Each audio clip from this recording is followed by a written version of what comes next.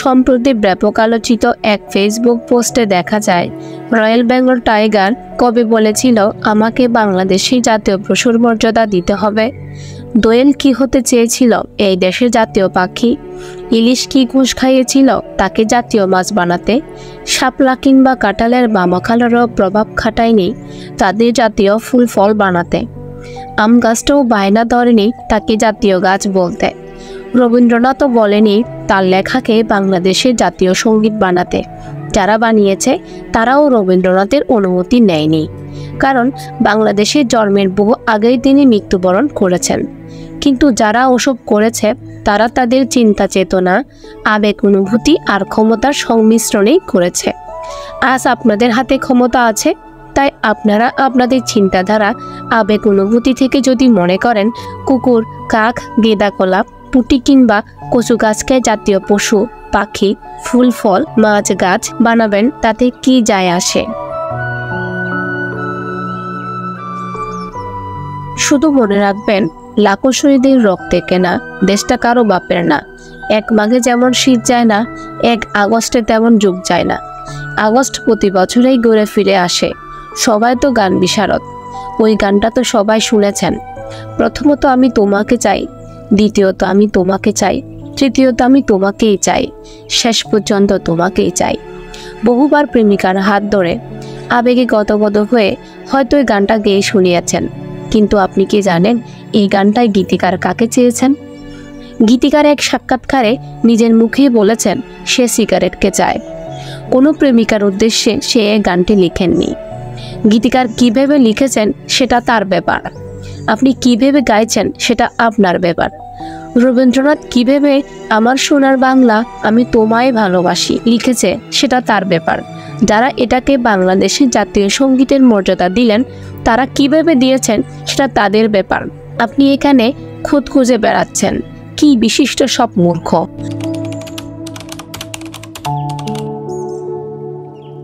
রবীন্দ্রনাথ ঠাকুরের রচিত আমার সোনার বাংলা শুধুমাত্র একটি গান নয়, এটি বাঙালির আত্মপরিচয়, ইতিহাস ও চেতনার প্রতীক।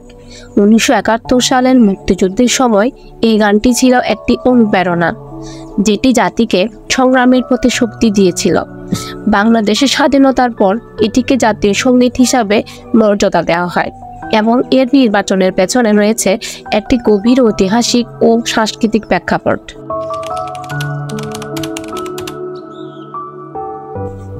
গানের প্রেক্ষাপট নিয়ে যদি বলতে যাই, এক অমর সৃষ্টি রবীন্দ্রনাথ ঠাকুর 1905 সালে বঙ্গভঙ্গের বিরোধিতায় আমার সোনার বাংলা গানটি রচনা করেন। তখনকার সময় ব্রিটিশ শাসনাধীন থাকা বাংলা 2 ভাগে বিভক্ত করা হয়েছিল এবং এর বিরুদ্ধে প্রতিক্রিয়া জানাতে, বাঙালি জাতির ঐক্য ও আবেগকে জাগ্রত করতে এই গানটি রচিত হয়।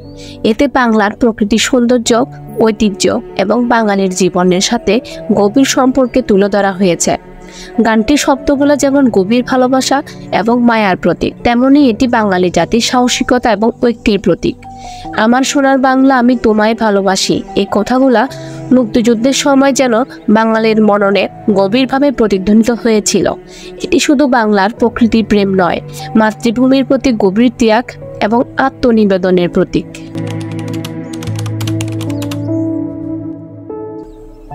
মুক্তিযুদ্ধ ও জাতীয় সঙ্গীত। 1971 সালের মহান মুক্তিযুদ্ধে এই গানটি ছিল একটি প্রেরণার উৎস।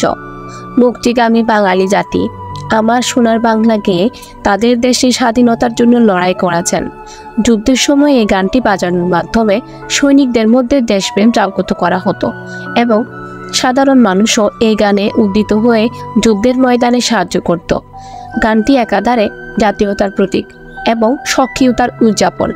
এক নতুন রাষ্ট্র হিসাবে বাংলাদেশের স্বাধীনতা অর্জনের পর এটিকে জাতীয় সঙ্গীত হিসাবে গ্রহণ করা হয়, কারণ এটি জাতির চেতনার সঙ্গে ওতপ্রোতভাবে জড়িত।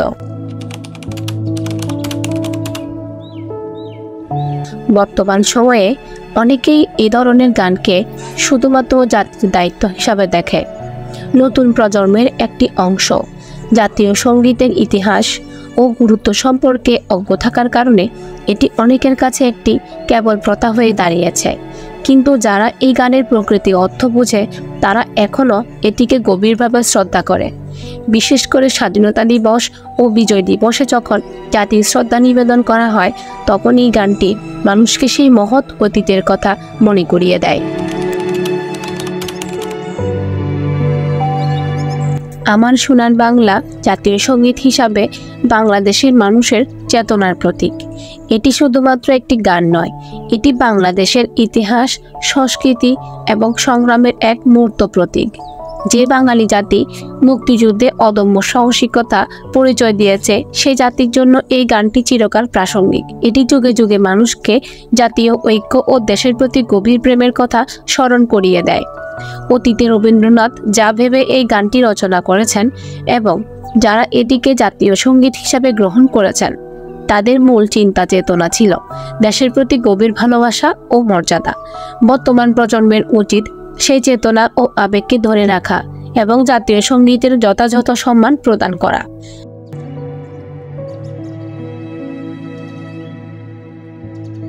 আমাদের গর্জন ৭১ টিভির চ্যানেলে আপনি যদি নতুন হয়ে থাকেন, অনুরোধ করব সাবস্ক্রাইব করে আমাদের পাশে থাকার জন্য। আমাদের ভিডিও প্রতিনিয়ত দেখতে চাইলে অনুরোধ করব সাবস্ক্রাইব বাটনের পাশে থাকা বেল আইকনে ক্লিক করতে।